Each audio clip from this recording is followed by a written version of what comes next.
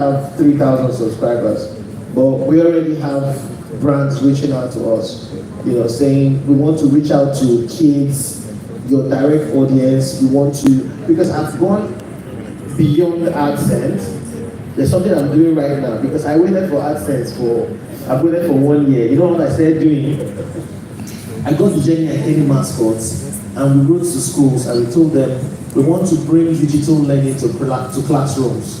And some schools, wow, yeah, we're going to bring gifts. So we go with our mascots, go with branded bags, and we go to the schools, and then we put digital projector. We stream from YouTube live, direct from YouTube, and we watch it and we post it. And then now brands are saying we want to follow you to these schools because we're trying to reach out to parents of children in that age bracket.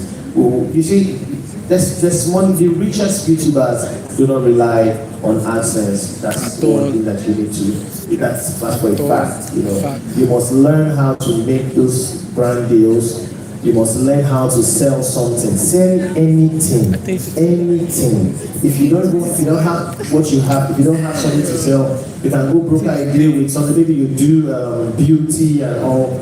Go to the company. Say, okay, if anybody come from me, can you give them a 20% discount or a 30% discount? You guys agree. You do your videos. Go to so place. You have a 20% discount, but you also have an agreement with them that. For every person that comes from you, you get a cut from how much they pay. So there's always a way to monetize your audience other than AdSense. Thank you.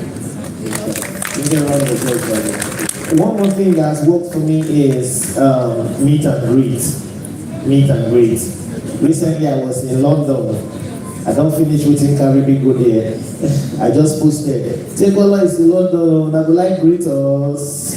I got a call from Stockholm, and then they set up the show once and they paid us to come. Hello. So actually, selfishly, I could ask you a lot more questions, but I think we can open it up to the audience now for Q&A. So Aka, I'm going to give you the hard job of deciding who's going to ask a few questions that we can take for Koti, Stephen, and Ajabo. But yeah, please do ask some questions on anything we've spoken about. All right, guys, we're going to select 3 people. One for Koti. If you have a question for Koti, let me see your hands up. Just for Koti. Was your hand up from the beginning? For Koti, Ali. Hey, I will come to Ajabo now. Jehovah God. God will help us in this country. Koti. Okay. Oh my God. Hi, Koti. Which one is? Oh my God. Oh yeah, come and sit down. Take the mic. She's shy. Is it question you want to ask? Hi, Koti. My name is Tosin, and the name of my channel is Tosin Ashibolu. Yes. What do you do on your channel? I create content about education, advocacy, and my life, basically. Okay. So, yes. Education about what?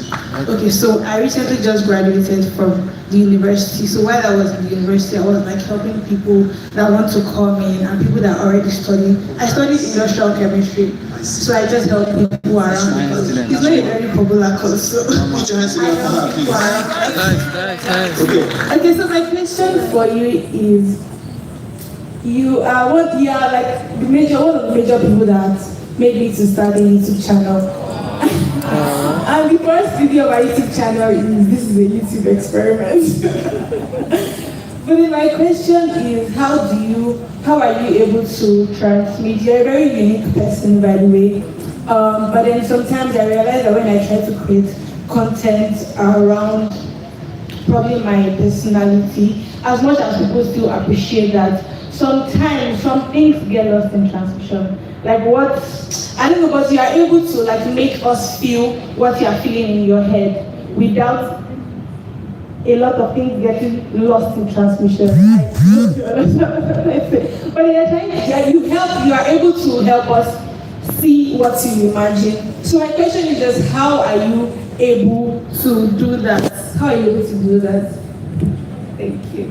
Oh, okay, thank you very much for your kind words. So I was going to say when they were speaking about, I'll get to your question, right? So when they were speaking about monetization, that there's two kinds of, well maybe not two, but two that I know of so far of people on YouTube, and I start out on YouTube.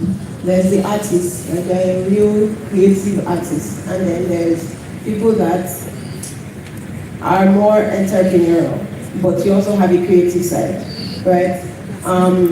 YouTube can, however, turn you into an entrepreneur without you even realizing. So I think that for me, when I started off, I used to watch Fisayo Fosudo and Taya, and they used to talk about how much they made on YouTube in 1 week, in 1 month.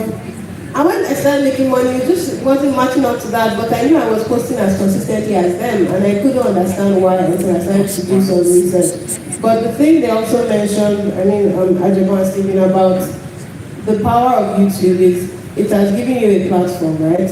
And it's now up to you to do whatever with it. So for example, I still till this day do not make as much as any of these creators.